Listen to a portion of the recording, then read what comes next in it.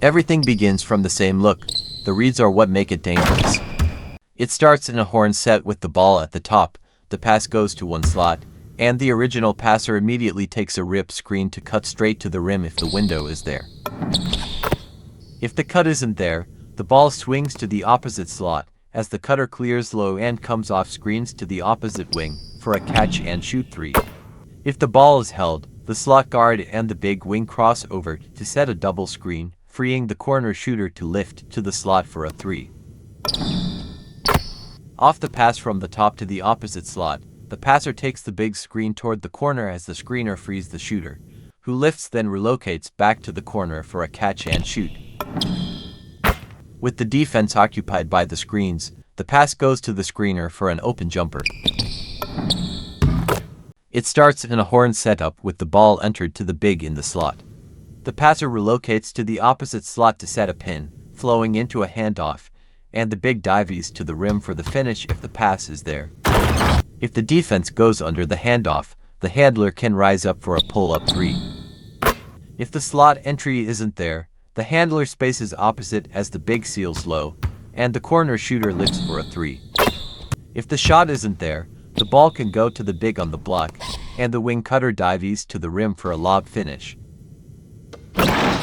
The ball moves from the wing to the top, then swings to the handler lifting from the opposite elbow. The entry goes to the big at the elbow, and the passer cuts straight to the rim for the finish if the window is there.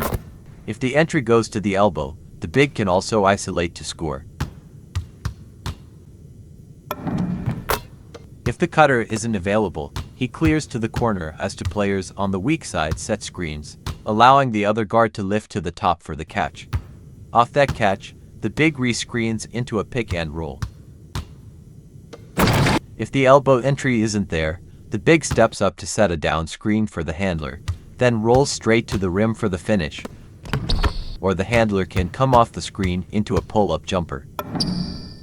If the ball isn't swung, the big at the elbow dives to the low block as the screener drops to the opposite side, creating a finish if the window is there. If the initial pass from the wing to the top isn't made, the big wing on the top uses a double screen on the weak side elbow to dive to the low post for a finish if open. If that's covered, the ball moves from the wing to the top, swings to the opposite wing, then goes to the low post as the big on the wing dives to the rim for the finish. As the weak side action unfolds, the shooter with the ball on the wing can also rise up for a jumper. The ball goes from the wing to the top, and the original passer comes off a screen to flare to the corner for a three if the pass is there.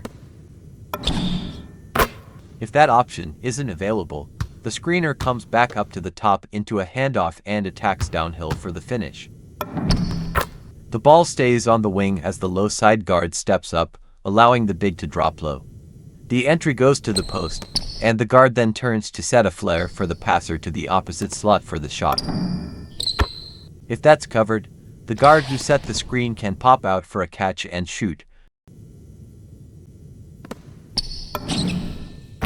or the ball can go straight to the big on the low block if he's open for the finish. In from there. Thompson passes to Sengun.